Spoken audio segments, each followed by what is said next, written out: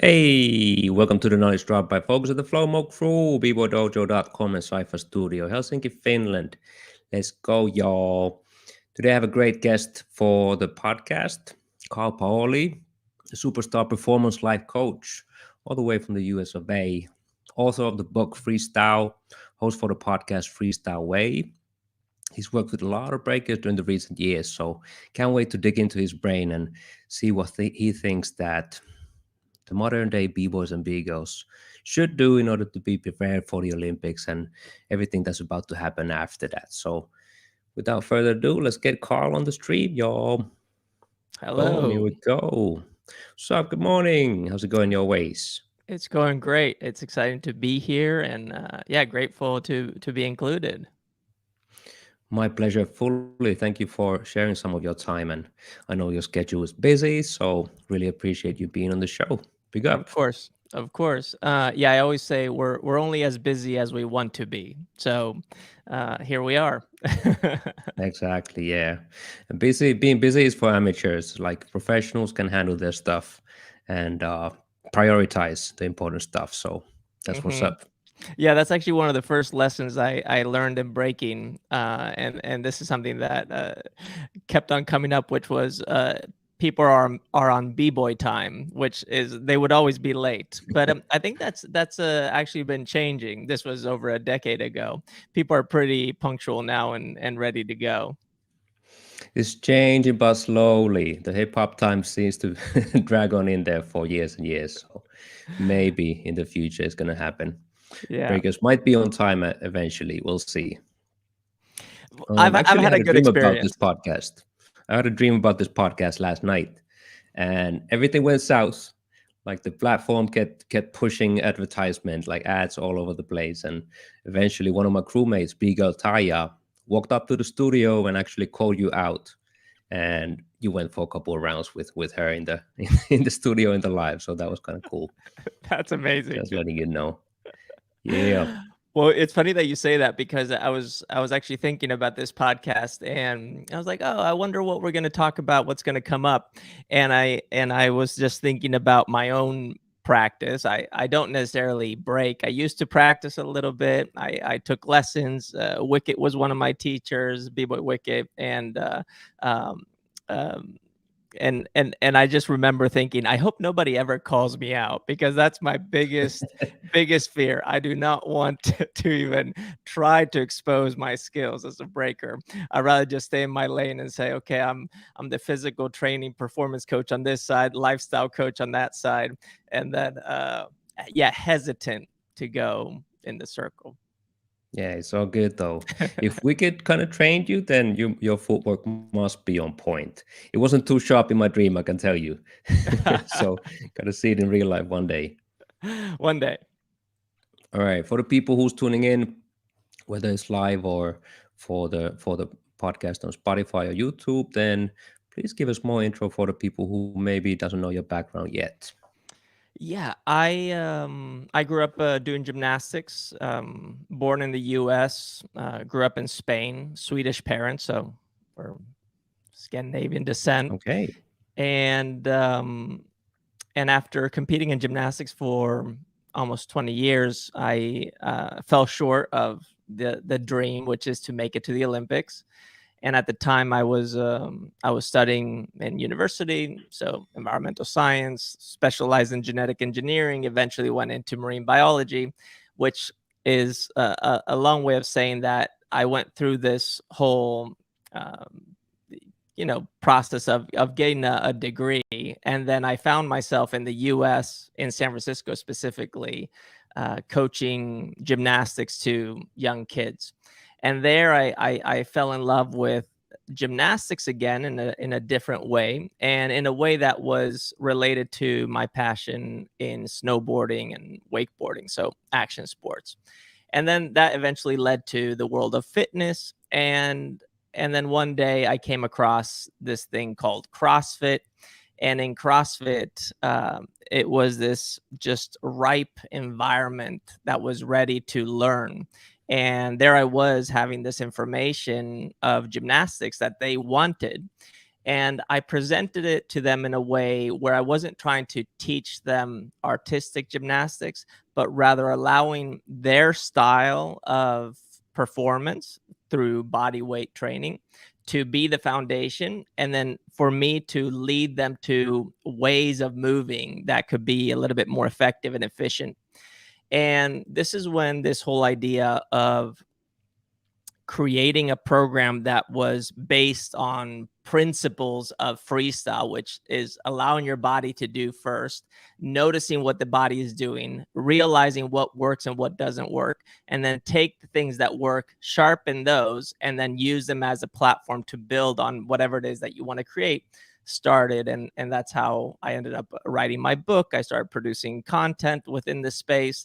There was a lot of success there. And during those years, I also met B-Boy Wicket, got involved with the Renegade Rockers crew and just supporting them. Specifically, I was training them to compete at R16. And I forget what year this was. I think it was 2009, because they were representing the United States at the time. And that's when I fell in love with breaking, and I realized, okay, this craft and discipline is the foundation, in my opinion, the foundation of physical movement. And it's something that I believe everybody should know something about. And to see that now in 2023, leading up to 2024, it's going to be a part of the Olympics is very exciting, because that vision that I had and what I saw back then is really coming to fruition. At the same time, what's interesting to witness is how this art that is breaking, that is rooted in not only physical movement but music, has values and principles that I can't fully comprehend because I haven't been in the scene in that way, but I realize are extremely important.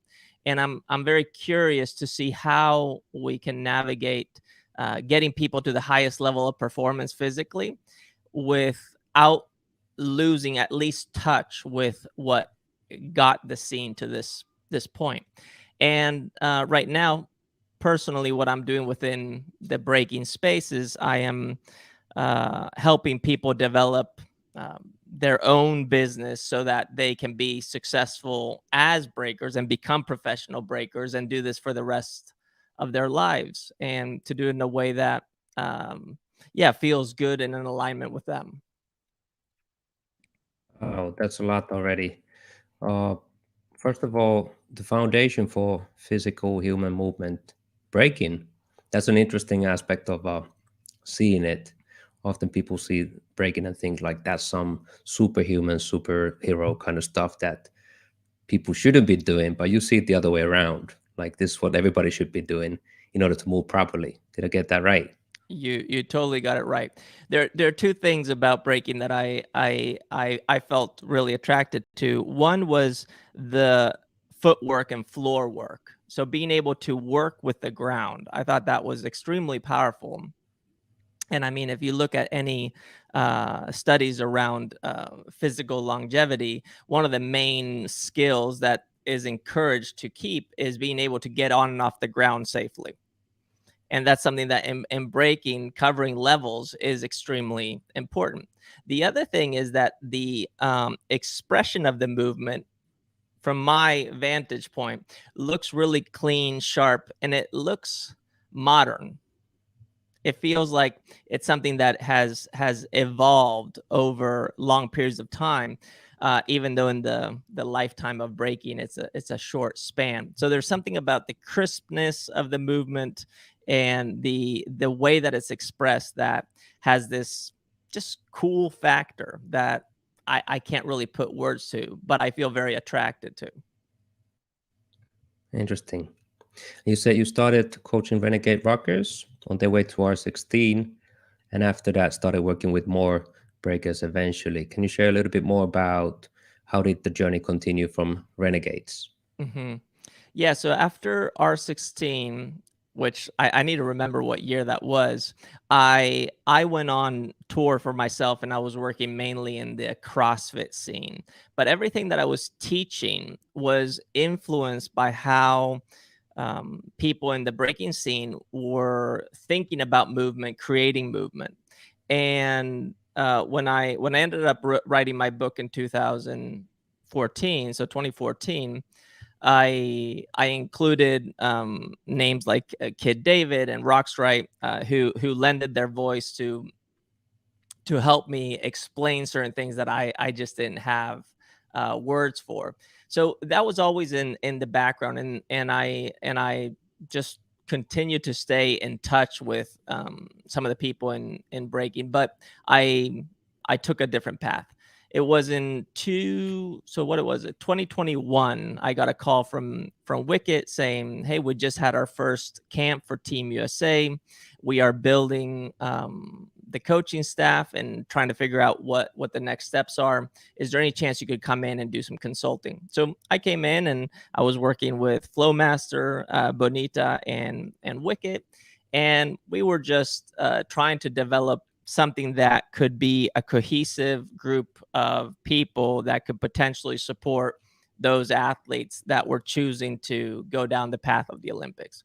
And after almost a year of doing this, I realized that I would be better off if I went independently, and specifically pursuing one of my dreams that I hadn't really thought about until uh, just that last year, which was to go into sports management and representation. So, having a sports agency.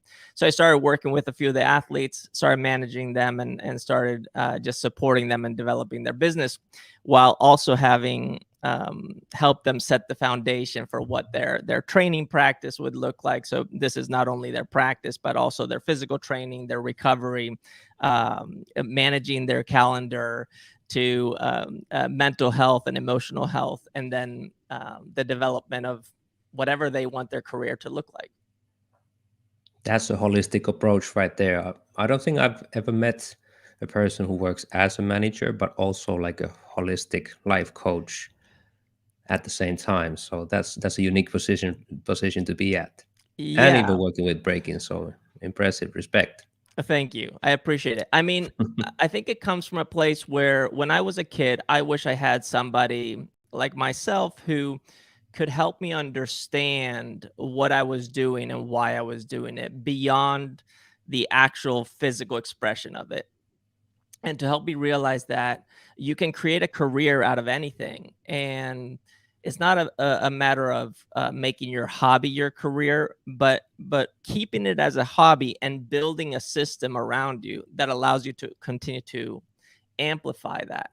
And when I see where breaking is right now and the bright minds that are in the space, I don't know if it's insanity or just a delusion, but my sense is that there's something that the community has to say, and it just needs that one little breakthrough that allows access to, yeah, the influx of people paying attention. And while we prepare for that moment, I want everybody who is ready to share what they do and what breaking is to be ready to speak in a way where they can be heard. And that's a challenging thing to do it, because it requires a deep level of reflection, and also the practice of articulation, being able to say it. Yeah. So that's a big part of, yeah, my thinking and my approach. Good, good. And when it comes to the breaking world, not too many people are that organized maybe yet and don't really know about business that well. And it often happens by accident. Like Mhm. you become an entrepreneur by accident, by lack of choice. That is the only option that you can do.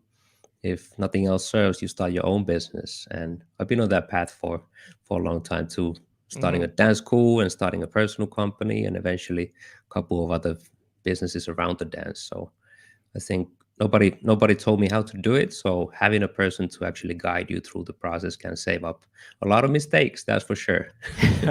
Yeah, no, a lot of pain for sure. Yeah, and a lot of pain, emotional, financial, physical, everything. Hmm.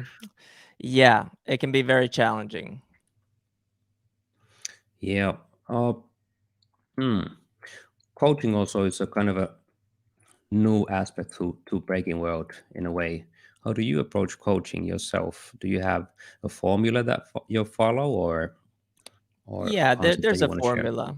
There's a formula. I would say that when it comes to breaking, I'm not a breaking coach. You should not listen to me.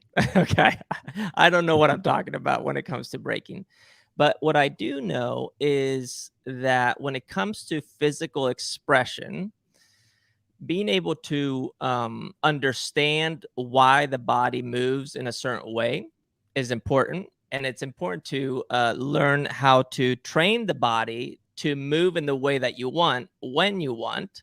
Um, and to be able to do that for long periods of time without causing injury, for example, or causing stress that now starts to set you back mentally and emotionally. So that's what I do know about. So being able to structure one's training through basic strength and conditioning, where you're developing fundamental strength from squatting to hinging in the hips to pushing and pulling, carrying, hanging, is fundamental to the physical conditioning.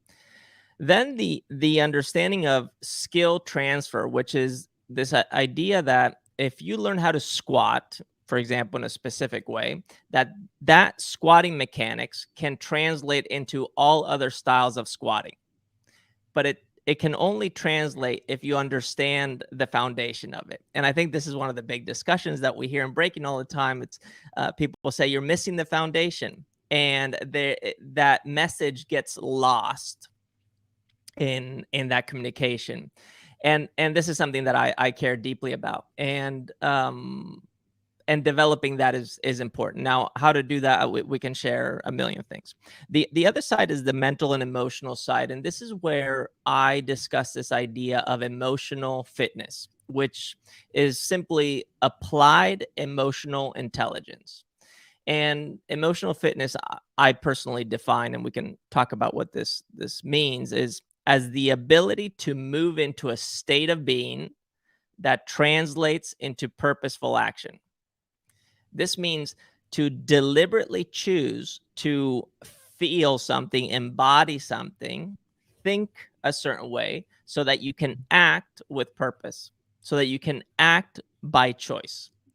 And this is important because um, all humans, we're reflexive beings. We just express ourselves.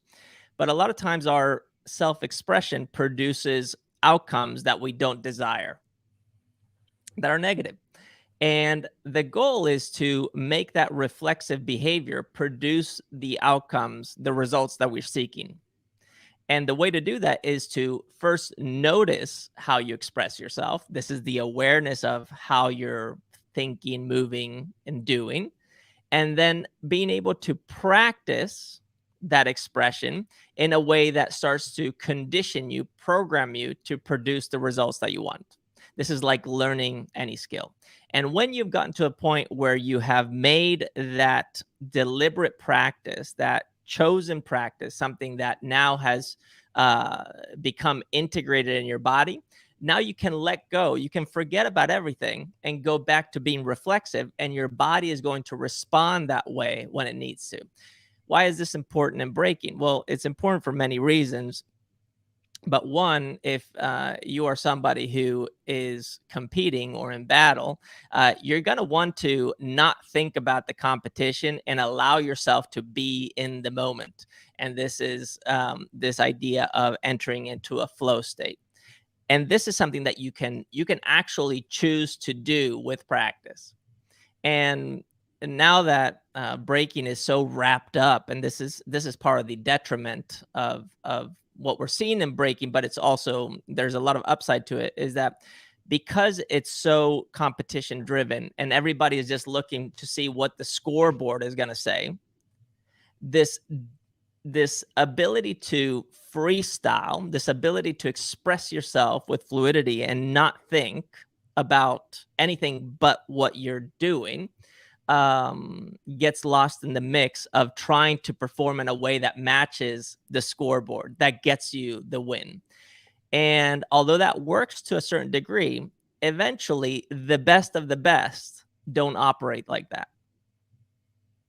So how do we get to that point where you can trust yourself to let go? And when you let go and you fully unleash, that you produce the best results and the best outcomes. Furthermore, how can we allow that to surprise you? And this is the main point, to surprise you in a way that creates something new, sets a new standard, pushes the scene forward, and allows us to really see what is truly possible with our bodies.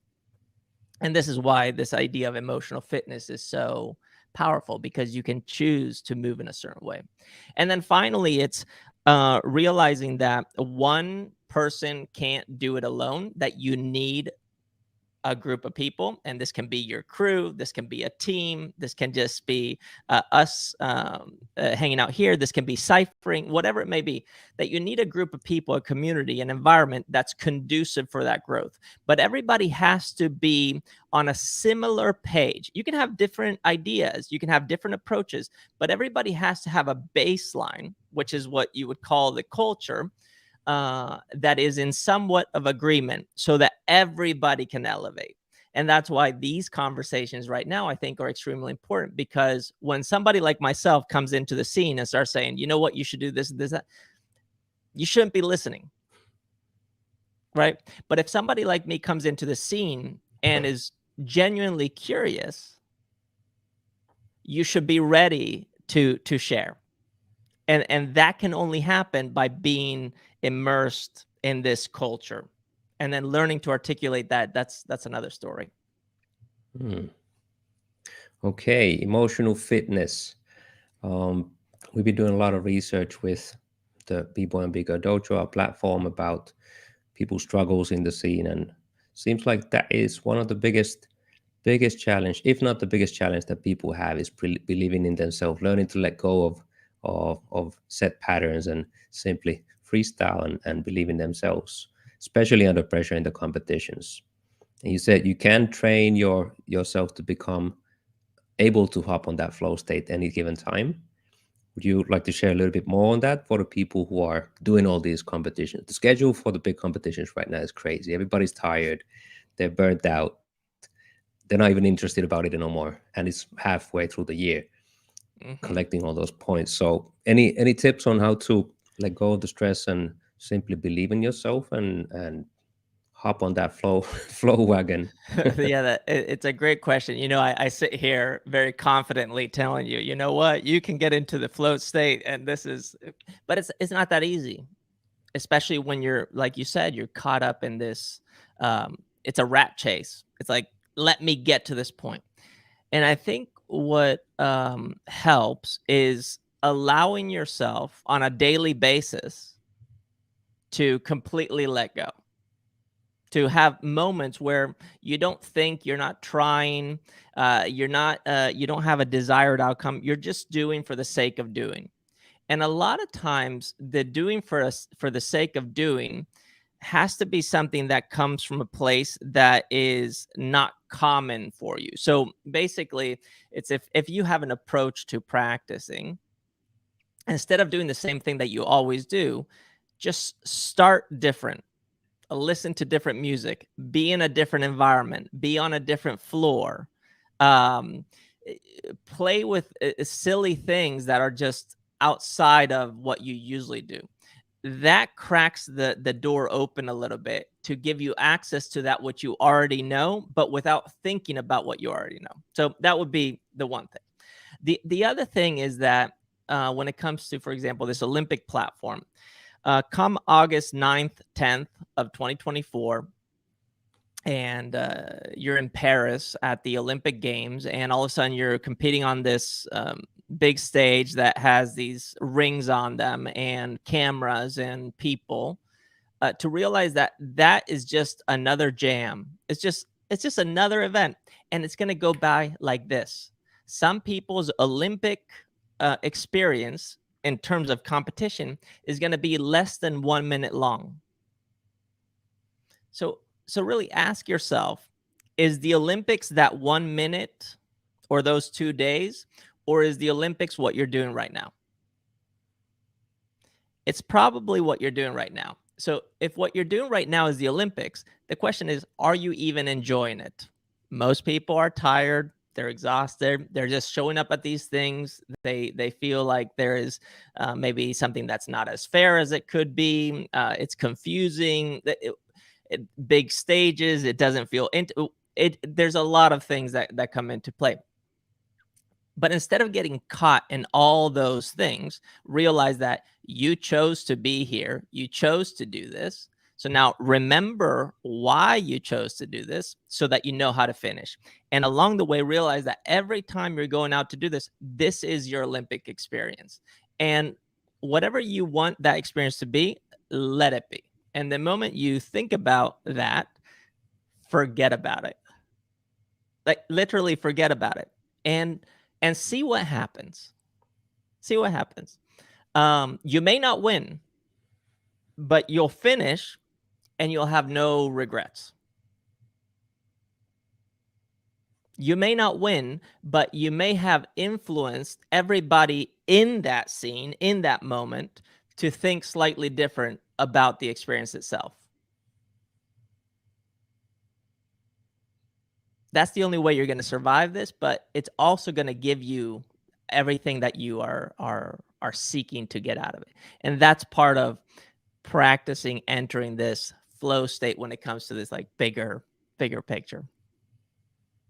Yeah, that's the dream for anybody who's aiming to compete over there right now. And simply that would be a horror story to actually get there and forget to forget to enjoy the whole thing. Yeah. And just be stressed out, and before that, poof, is gone. Yeah, it's a harsh reality, but I think it's important because it's the only way those who have chosen to do what they're doing can feel some sense of satisfaction along the way. We'll get to the book. Somebody is asking about the book. We'll get there eventually. What do you feel about the business moves that breakers aiming towards Paris should be doing right now? Not tomorrow, not next month, today and this week. Yeah, the cliche answer is they should be developing a personal brand. And you were asking about the business side, correct?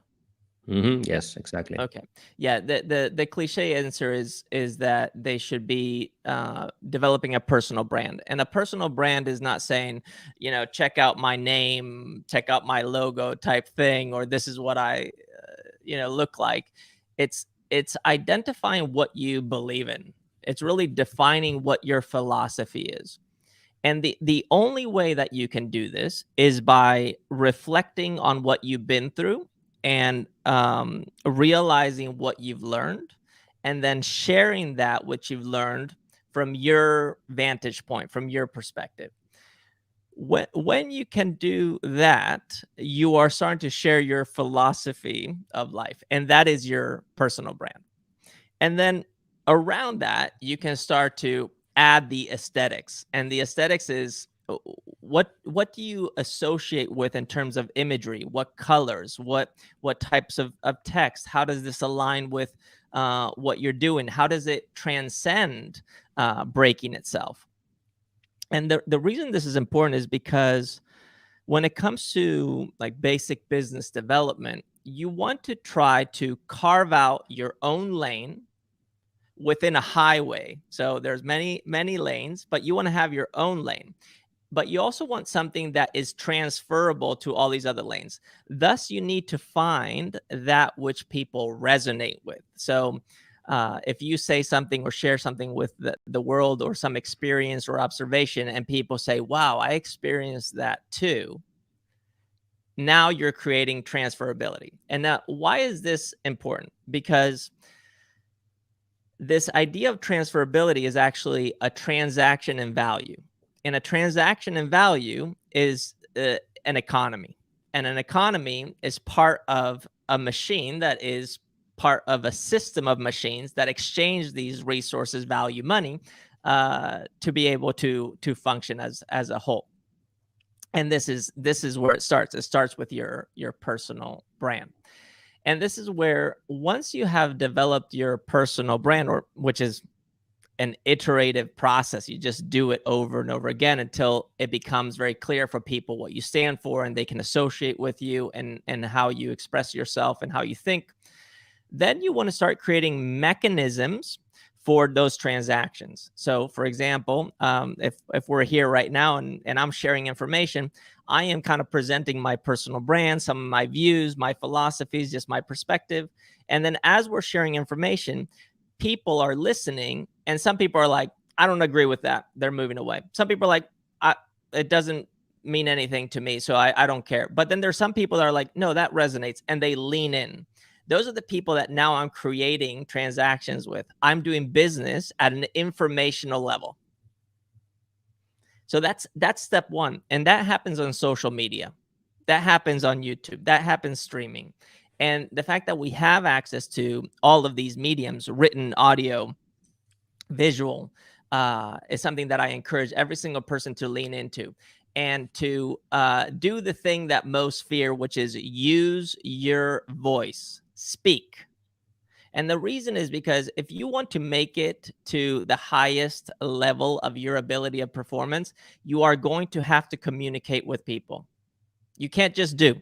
You're going to have to communicate. Your voice will move people. So that's step one. And then step two, once you have noticed that there's a transaction that occurs of information, now you can progress that into an exchange of resources. A resource is you showing up to teach a workshop. It's you lending your voice on somebody else's platform. It's you bringing some expertise that you may have outside of breaking. Maybe you do videography or writing or design, whatever it may be. You can lend those resources, and that exchange of resources is part of your business. Once you've arrived at a point where that can be measured, now you add a number to it, and that number is based on some financial exchange, and this is where now money gets involved.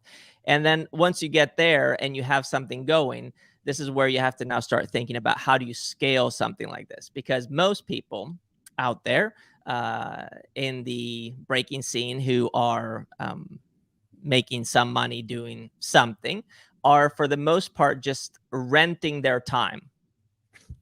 And that means that you're always going to be limited on your ability to produce an income. So you need to find a way of creating margins and bringing your hourly rate to something that is a yearly rate, and then eventually, a lifetime rate that is infinitely resourced by this machine that you've created based on your personal brand that is ever evolving. And I know that may sound complex, but that's the kind of nutshell answer to something very complex. That's a whole universe of a of a discussion right there. And working towards that, like trying to create a scalable business. There's many aspects to it as well. And like, how can you eventually, how do you say, take yourself out of that business and let the business run itself?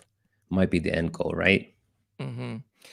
Yeah, and if you want the business to run itself, which is practically impossible unless you have created something that doesn't have any resistance, and that is timeless, then maybe. But I mean, look at the biggest companies in the world. They need workforce. You're always going to need workforce, and it doesn't matter how much artificial intelligence comes into play. We're going to have to adapt to the new technology, and a new type of workforce will be implemented. But the scaling itself, and this is an example I give all the time, is I used to be a personal trainer, And as a personal trainer, I would charge X amount, let's say $100 per hour. Okay. Although $100 per hour is pretty nice, that eventually will lead to a cap. So how could I scale my business? Well, the only way I could scale my business was, instead of doing one-to-one, was to do one-to-many. And in order to do one-to-many, I have to be really good at what I do, because now we're taking focus away from that personal attention. So how do you do that? Well, you have to develop a culture within the exchange where it allows you to be one-to-many, and for every person in the room to feel like they are well connected to you. And that is leadership. That is taking on a leadership role. And this is something that can only happen if you, as a leader, are willing to follow. In other words, you need to ask people what they need and for them to tell you, so that you can provide through your skill set, or through that which you don't know, develop that and then give it to them. By doing that, you'll get the first scale. Then eventually you want to get to a point where you potentially have a product that has enough margin between the cost of production and the price point that people are paying for the goods, that that allow you to now make the machine more effective, more efficient. And this can be now investing in logistics, investing in new technology. It could be anything. It's figuring out, how do I get shipping down so I can get the product out at a lower price, and that way maximize my benefits. This is where now people start talking about the bottom line. And this is where you get to the place where you're facing the big corporations that, although they say they care about people, the numbers speak. And that's why becoming financially literate and understanding how the business works will allow you, as a dancer, as an athlete, as an individual, to advocate for yourself, because you understand what the company is seeking. And now you become an asset that companies can plug into. I'll add one more thing, and then I'll let you ask me questions, because I feel like I'm just Go spewing. ahead. Keep going. Okay. I'm loving it. Okay, so something that we're seeing now is we're looking at athletes that are seeking sponsorship so that they can train and travel and get to the places they need to go to. Some countries are better off than others on this Olympic path. But regardless, whether you're on the Olympics or doing something else within breaking, you're going to have to work with sponsors to some degree, or have some kind of collaborative effort with partners, because you need the finances to get you to the place that you're going, which is what will eventually scale up and make more money. So how do you do that? Well, you have to have proof of concept, and you need some social proof too. So one way to think about it is thinking about the brands that you're going to work with from 3 different perspectives. We could call it 3 tiers. Tier 1 would be the up and coming brand, the brand that is smaller than your personal brand that you can elevate. Show that you're able to elevate a brand, amplify a brand, and we can get into the details of that. Then you want to work with a brand that is at a similar level as you. And if we just took like vanity metrics, like just social media following, you take a brand that has similar following, that makes similar income, that you associate with, work with them, and then grow with them. So you can draft off of each other. Once you have worked with the tier 1, elevated a brand, and worked with another brand that is at a similar level that you've kind of grown with, now you have proof of concept that will show a bigger company how you can not only help amplify sections of their business, but you can also showcase why you are scalable or could be a potential asset for them, and at the same time allow them to elevate your game. They put you on and expand your reach. And this, although very like obvious when I say it, is something very hard to do because we are always stressing about the next thing we have to do. Oh, the next event, the next thing. I need the money now. And then what happens, and this is the biggest mistake I've seen, is that people sign contracts where they put themselves in situations that are very advantageous for the companies and not for the athletes. And this is just the last thing I'm going to say. Most athletes in the breaking scene, so most breakers who are sponsored, are actually not sponsored athletes. They are contractors. They work for the company as a marketing asset, and unfortunately become a number and dependent on the machine itself rather than being an asset that can influence the machine that is supposedly leading them. And this is a more complicated topic, but I think we're at a point where we need to kind of unite. And now I'm going to include myself in this and say, no, this is how we're going to do business from now on. And it's going to be a win-win for everybody. It's going to take more time. It's going to be a little complicated, but we can guarantee positive outcomes in the long run. And this is 10, 20, 30 years of work ahead. A lot to chew in there. I love the concept, the 3 tiers. Most of the people just think about the big company that they're after that could give them a stack of cash and they could wear their product and that's it. But actually, there's more to working with not just sponsors, but different levels of cooperations. I love that. And then, would you love to go a little bit deeper on? You said that most of the people are just contractors, not sponsored athletes. What would you mean by the separation of the two? Yeah. So, okay, I want to be careful here because everybody operates with a positive intent. Like everybody's trying to do the right thing to some degree. The problem is that a lot of us say something and then do something slightly different. We think it's an alignment, but it's not. A lot of these companies do that. Okay. And without mentioning any companies, what ends up happening is that the company says, wow, we believe that you can be an asset to our organization, and we would like to sign you as one of our sponsored athletes or part of our team. And when they sign you, they put you on an agreement or a contract that is not about amplifying your message, but it's on amplifying their brand. So it's based on how many activations can you go to, how many events can you go to that are going to make my brand look better. And then they put you on a stipend, basically, or like on a retainer that's like a monthly something, whatever. It ranges between X and Z. I don't know. There's some numbers out there, but we don't even have to share them. And then they basically don't put a cap on the amount of work that you do. It's basically like your schedule's open, you're going to this thing. And what ends up happening is that the breaker or the athlete feels dependent on this machine and is willing to do whatever the machine tells them to do, because if they don't do that, they will be out. They're either producing results, winning events, or showing up at all these activations. Either way, you're just trapped, right? And you can't be winning forever, but you want to be paid forever. So how do you stay in? Well, I just say yes to everything. Oh, yes, I'll go here, I'll go there.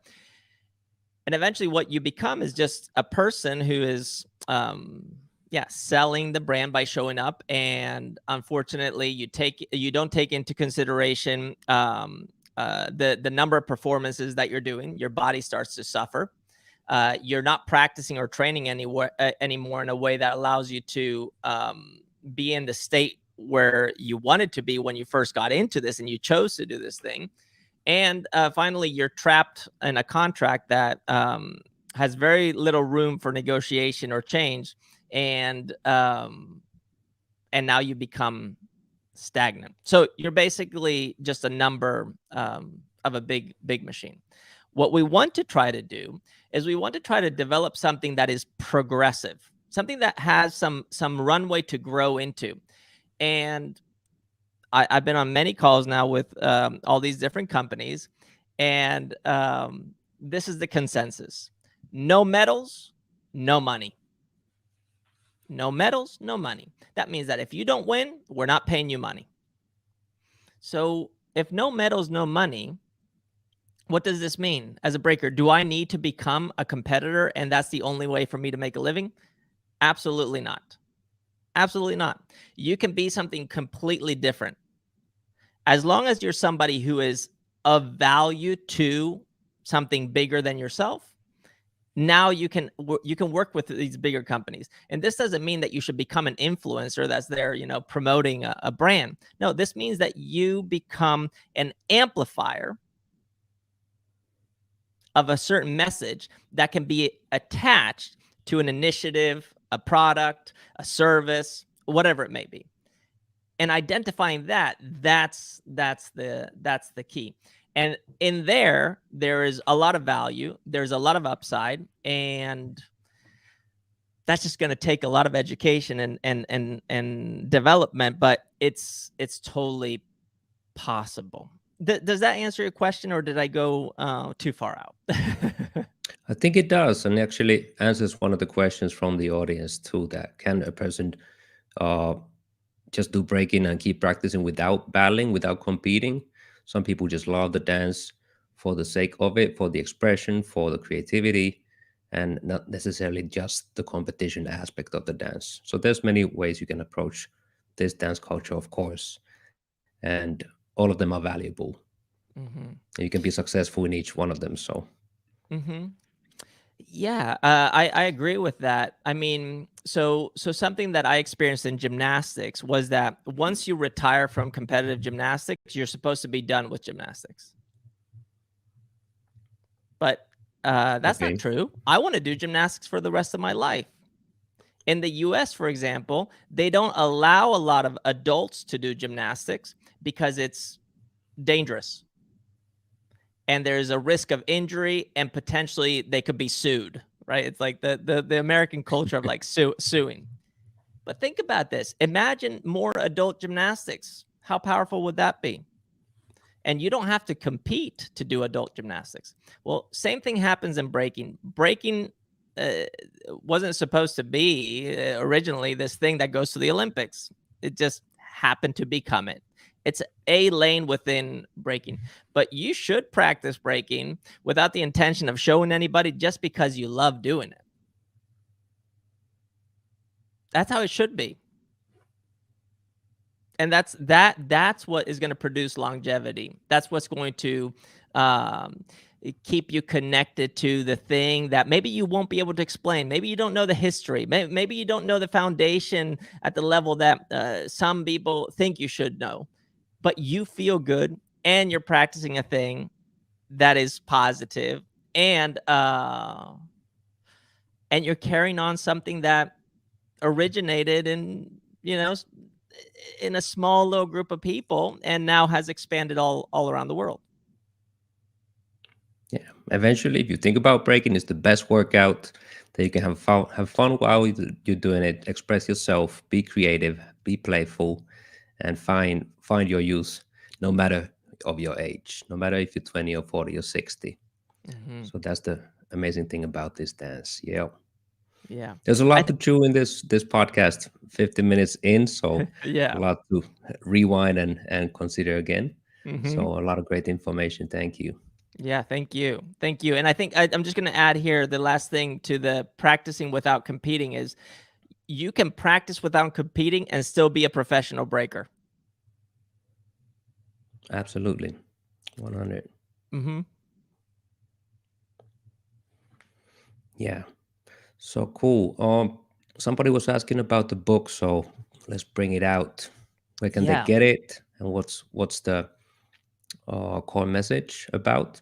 Mm-hmm. Yeah, this book was originally written as a manual for a seminar that I was teaching, specifically dedicated to the people in CrossFit. And what I tried to do was I was trying to show people that there's a language to movement that is universal, and that when you understand universal language of movement based on just basic body shapes and how you move from one body shape to another, you can start to create your own things. And then I broke down the book into 3 parts. Part 1 is the language or framework, which I call freestyle connection, which is connecting all the dots and having the freedom of expression.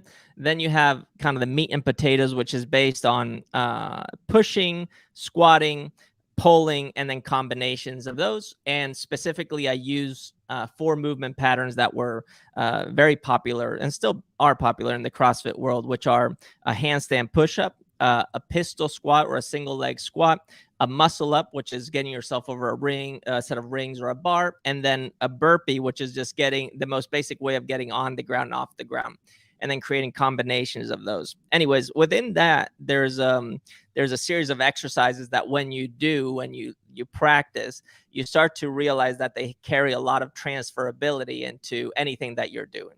And then the final part 3, was dedicated to how to program these movements. So how to put them together into a program, accessory work. So doing extra things that will make your practice more robust. And then finally, a lifestyle expression, which is the last chapter, which is showing how each one of these universal movement patterns can turn into whatever you want them to be, from breaking to gymnastics to basketball to track and field, or whatever it is that you may care about. And the book is available on Amazon, Barnes and Noble. It's online. You'll find it if you just look up Freestyle Carl Paoli. You'll find the book. It's in a few languages: Korean, Chinese, German, English. So it's out there. It's out there. Someone's asking, can we reach out to Carl for advice? The Freestyle Connection was a Monday group that's open, right? Yeah. So you can definitely reach out to me. Hit me up on social media. I try to respond to as many people as I can all the time. The thing that I host on Mondays is called the Freestyle Insider. It's part of a solopreneur group. That is a paid program, and that's one way to access me too. But social media, I tend to respond to almost everybody who reaches out, unless you get caught in the shuffle and I miss you. But yeah, reach out to me on social media. We can go from there. And of course, the Freestyle Way, the podcast, is out there as well. So if you dig into what you're listening to right now, then go and find that one on Spotify as well. What was it, like 100 episodes deep already? With a I think lot we're of at valuable approaching 80 or something like that. I think I have 90 something recorded, but live are I think we're approaching 80. Awesome. So big 100, episode number 100 is coming up real soon. Yes. Cool. A lot of stuff, man. I'm going back home inspired after this. I'm going to look back and watch this back and listen to it and make some notes, dig into deeper this one. And yeah, I guess we need to do another one maybe eventually out of any of the topics. There was a lot to cover: the entrepreneurship, the mental, the physical training, and so many other things. So thank you so much for your time. And the audience seems to love it as well. So that's amazing. That's amazing. Well, I thank you for including me, and happy to dig into any of these topics in the future. And hopefully everybody listening got something out of it. And for everybody who is out there trying to do this thing, keep going. You are admired and loved, and I just hope you can find the resilience and the strength to continue forward, because what you're doing is very important for all of us who are watching. So keep going, make it happen. Amazing. You too. Keep going. Thank you for your time, and let's stay in touch, man. Appreciate you. Keep doing your thing. Thank you. Awesome. Stay in touch. Will do. Peace, peace, peace. Peace. Boom. And that's Carl Paoli. Like he said, check out his podcast, check out the book, get a copy, and simply check out his website as well, freestyleconnection.com. A lot of insights over there. So I'll get back to this episode a bunch of time, I'm sure. Thank you, everybody, for tuning in to the Knowledge Drop. Check out bboydojo.com for my free workshops and all of that good stuff. Keep tuning into the Knowledge Drop in the near future as well, y'all. Thank y'all. Peace.